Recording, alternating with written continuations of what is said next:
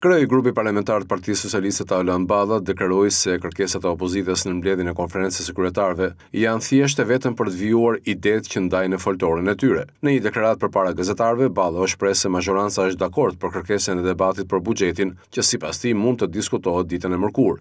Ajo që dua të them para jush sot, dhe që e preka në konferencë kryetare. Këtu nuk kemi të bëjmë me një kërkesë që bëhet me qëllimin e mirë të mbajtjes një debati për të.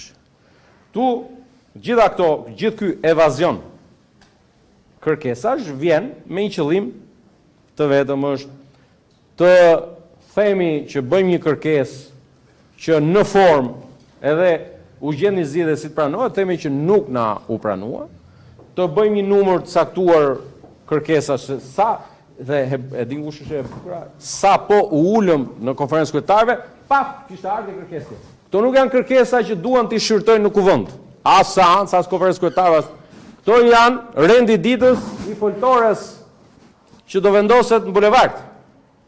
Këta duan që duke shkuar me kërkesat e kuvendi të bëjnë dhe rendin e ditës. Ta bëjnë rendin e tyre ditës se ne kohë për të humbur me ta nuk kemi. Në rendite ishte kërkesa e disa prej deputetëve të Partisë Demokratike për zhvillimin e mocionit me debat me mungesën e caktimit të minimumit jetik, si dhe hapat konkrete që janë ndërmarrë për miratimin e minimumit jetik në Shqipëri. Në mbledhjen e sotme në lidhje me të kërkesë nuk u arrit dakordësia mes palëve dhe çështja i kaloi për shqyrtim parlamentit.